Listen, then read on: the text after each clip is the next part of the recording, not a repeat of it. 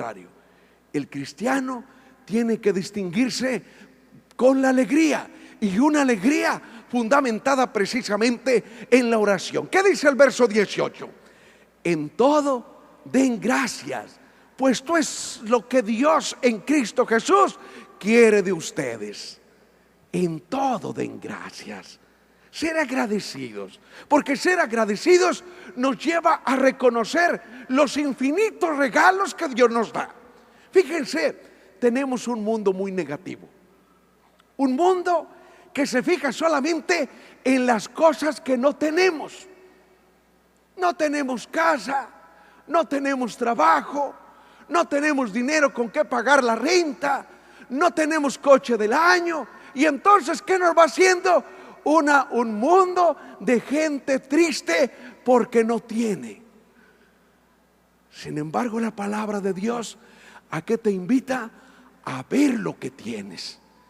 Y cuando tú comienzas a ver lo que tienes, no lo que no tienes, sino lo que tienes, entonces te llenas de optimismo, porque te das cuenta que tienes unas manos fuertes para trabajar, te das cuenta que tienes unos pies sanos para caminar, te das cuenta que tienes unos ojos hermosos para ver, te das cuenta que tienes una palabra para hablar. Anda, todo lo que tienes. ¿Y cuántos ciegos, cuántos cojos, cuántos mancos no darían el dinero del mundo por tener las manos, los pies, los ojos, la cabeza, las orejas, el corazón que tú tienes? Anda. Por eso San Pablo decía, el cristiano tiene que ser un hombre que le da gracias a Dios. Por eso en el verso 19, léanlo en voz alta. ¿Cómo dice el verso 19? Otra vez, fuerte. No apaguen el espíritu. Otra vez. ¿Qué es lo que sostiene el espíritu? Ese espíritu ardiente, ese espíritu, como decía el Papa Juan Pablo II, que tenía que ser la primera cualidad de la nueva evangelización, una evangelización nueva en su ardor.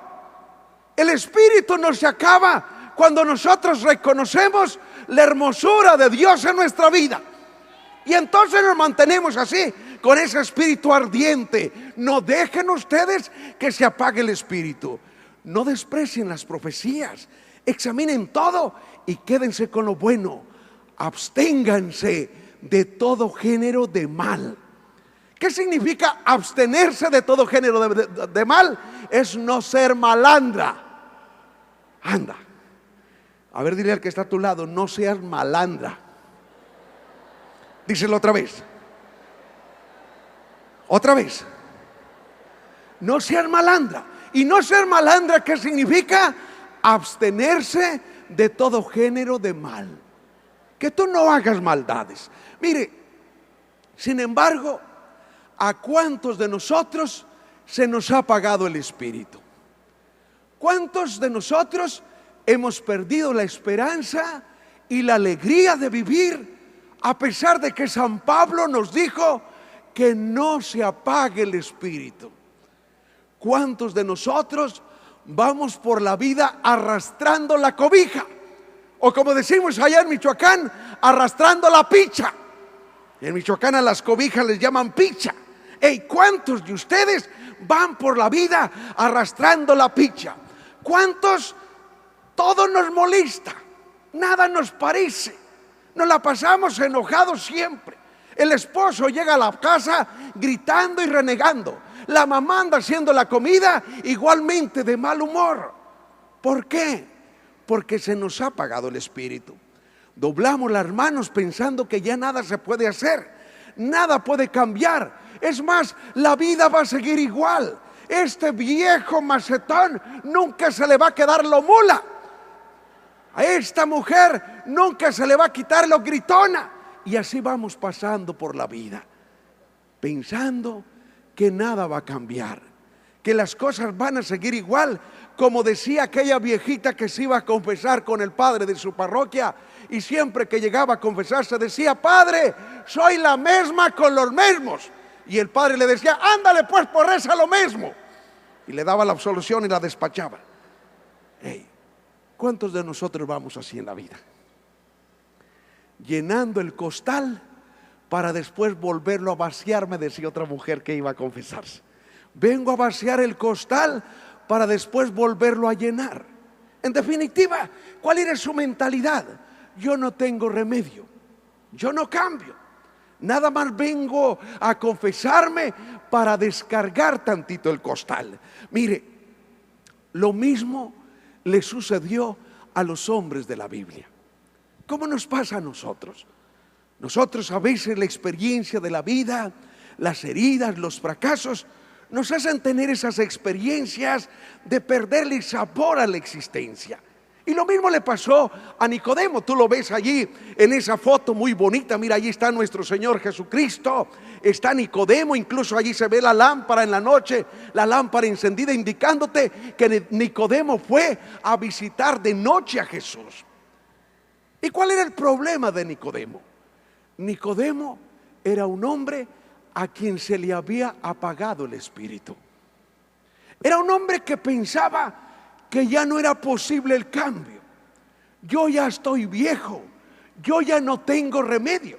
Si no, vea usted la palabra de Dios. ¿Cuál fue la respuesta cuando Jesús le dijo que tenía que nacer de nuevo?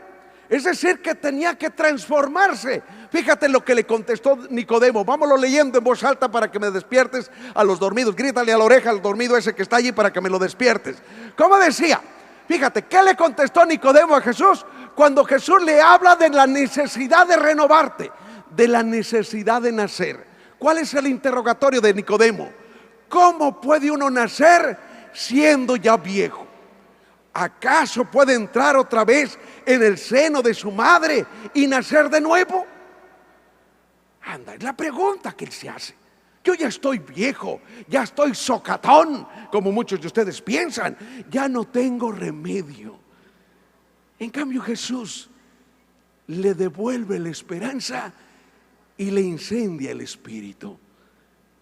Créeme, Nicodemo, que si no vuelves a nacer de nuevo, no entrarás en el reino de Dios. Lo que nace de la carne es carne. En cambio, lo que nace del espíritu es espíritu. Es posible un nuevo nacimiento por obra del espíritu. Y ahí lo tenemos, mira. Tenemos el nacimiento en el bautismo. Tenemos el nacimiento, el nuevo nacimiento por obra y gracia del Espíritu Santo. Oiga, tenemos otro ejemplo de hombres de la Biblia que se les apagó el fuego. Y son precisamente los discípulos de Maús. Los discípulos de Maús se enfrentaron a un problema terrible. Ellos habían creído en el Señor Jesús y ellos lo habían visto morir crucificado. Y aunque Jesús les había hablado de la resurrección, incluso aunque unas mujeres les dijeron que había resucitado, esos hombres no creyeron y dejaron que el espíritu se les apagara. Míralos, vamos leyendo ese texto de la palabra de Dios. Lo leemos en voz alta. ¿Cómo dice? Aquel mismo día iban dos de ellos a un pueblo llamado Emaús, que dista 60 estadios de Jerusalén, y conversaban entre sí sobre todo lo que había pasado. Mientras conversaban y discutían, el mismo Jesús se acercó a ellos y caminó a su lado, pero sus ojos estaban como incapacitados para reconocerle. Él les dijo: ¿de qué discutís por el camino? Y ellos se pararon con aire entristecido. Palabra de Dios. Palabra de Dios. Palabra de Dios. Oiga, fíjese lo que encontramos. ¿Qué encontramos allí en ese texto de la palabra de Dios? Encontramos que cuando a nosotros se nos apaga el espíritu, somos incapaces de reconocer a Jesús. Fíjate lo terrible. Si tú dejas que se te apague el espíritu, no puedes reconocer a Jesús que va a tu lado. Eso es lo terrible. Si tú te dejas dominar por la duda, la tristeza y el desaliento, aunque Jesús marche a tu lado, no eres capaz de reconocerlo. Anda.